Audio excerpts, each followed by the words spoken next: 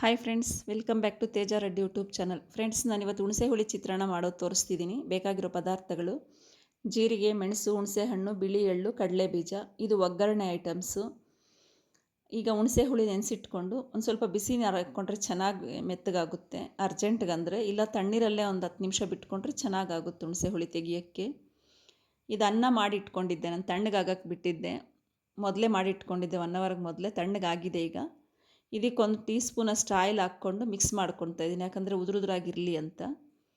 ಬಾಣಲಿಯಲ್ಲಿ ಹುಣಸೆ ಹುಳಿ ತೆಗೆದು ಇಟ್ಕೊಂಡಿದ್ದೆ, ಅದು ತೊಕ್ಕೆಲ್ಲ ತೆಗೆದು ಅದನ್ನ ಬಾಣಲಿಗೆ ಹಾಕಿ ಕಾಯಿಸ್ಕೊತಾ ಇದ್ದೀನಿ.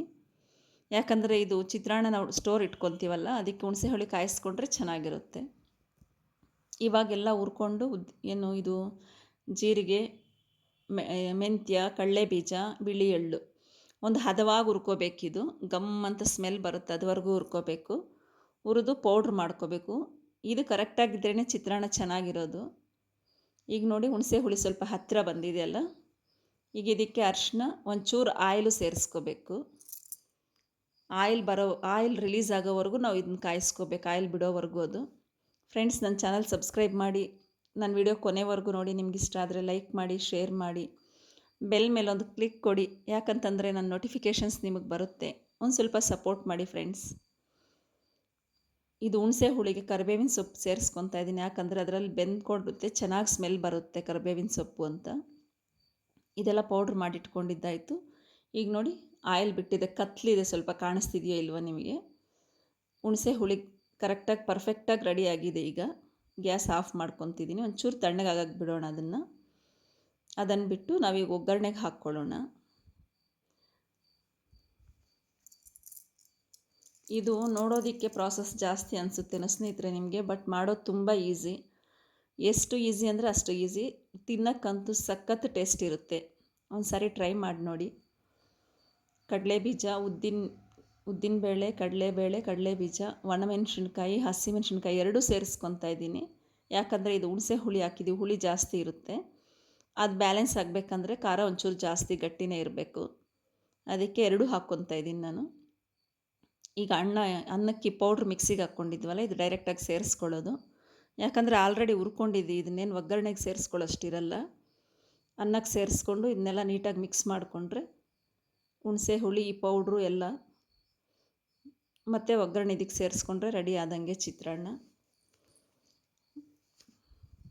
ಇದು ಕಂಪಲ್ಸರಿ 2 ದಿನ, ಇವತ್ತು ಮಾಡಿದ್ರೆ ನಾವು ಮಾರನೇ ದಿನಕ್ಕೆ ಇನ್ನೂ ಟೇಸ್ಟ್ ಚೆನ್ನಾಗಿರುತ್ತೆ, ಕೆಡೋ ಚಾನ್ಸಸ್ ಇರಲ್ಲ. ಇದು ಮಾರನೇ ದಿನ ತಿಂದರೆ ನಿಮಗೆ ಚೆನ್ನಾಗಿರುತ್ತೆ. ಒಂದು ಸಾರಿ ಟ್ರೈ ಮಾಡಿ ನೋಡಿ. ಎಲ್ಲಾದರೂ ಹೊರಗಡೆ ಹೋಗೋವಾಗ ಇದನ್ನ ಮಾಡಿ ತಗೊಂಡೋಗಿ, ತುಂಬ ಹೆಲ್ಪ್ ಆಗುತ್ತೆ. ಒಂದು ಸಾರಿ ನೋಡಿ ನೀವು, ಬೇಕಾದ್ರೆ ನಾನು ಹೇಳೋದಲ್ಲ.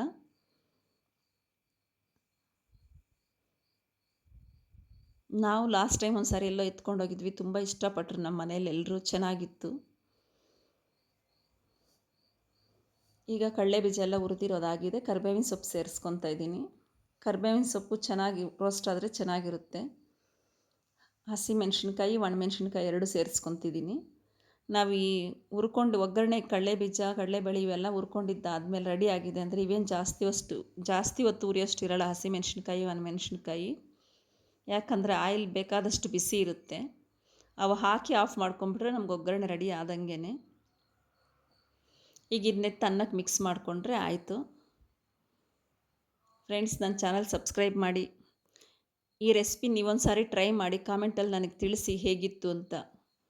ಇಲ್ಲ ಏನಾದರೂ ಮೆಜರ್ಮೆಂಟ್ ಪ್ರಕಾರ ಬೇಕು ನಿಮಗೆ ಅಂತ ಅನ್ನೋದಿದ್ದರೆ ಕೇಳಿ, ನಾನು ಕಾಮೆಂಟಲ್ಲಿ ಮತ್ತೆ ಇನ್ನೊಂದು ಸಾರಿ ಮಾಡಿ ತಿಳಿಸ್ತೀನಿ ಇದನ್ನ ಹೇಗೆ ಅಂತ. ತುಂಬ ಟೇಸ್ಟ್ ಇರುತ್ತೆ, ಒಂದು ಸಾರಿ ಮಾಡಿ ನೋಡಿ. ನಾನು ಸಾಲ್ಟ್ ಆಗಲೇ ರೈಸ್ ಬೇಯಿಸ್ಕೊಳಕ್ಕೆ ಹಾಕ್ಕೊಂಡಿದ್ದೆ, ಮತ್ತು ಗೊಜ್ಜಿಗೇನು ಹಾಕ್ಕೊಂಡಿರಲಿಲ್ಲ. ಅದಕ್ಕೆ ಈಗ ಸೇರಿಸ್ಕೊತಾ ಇದ್ದೀನಿ. ಕಡಿಮೆ ಇತ್ತು, ಮಿಕ್ಸ್ ಮಾಡಿ ನೋಡಿದ್ರೆ ಕಡಿಮೆ ಇತ್ತು. ಅದಕ್ಕೆ ರೆಡಿ ಆದಂಗೆ ಫ್ರೆಂಡ್ಸ್ ಚಿತ್ರಾನ್ನ. ಇದು ಕಲರ್ಫುಲ್ಲಾಗಿ ಕಾಣಿಸ್ಲಿಲ್ಲ ವೀಡಿಯೋದಲ್ಲಿ, ಬಟ್ ನೋಡೋದಕ್ಕೆ ಚೆನ್ನಾಗಿತ್ತು. ವೀಡಿಯೋದಲ್ಲಿ ಆ ಥರ ಲೈಟಾಗಿ ಕಾಣಿಸ್ತಿದೆ. Thank you for watching my video friends.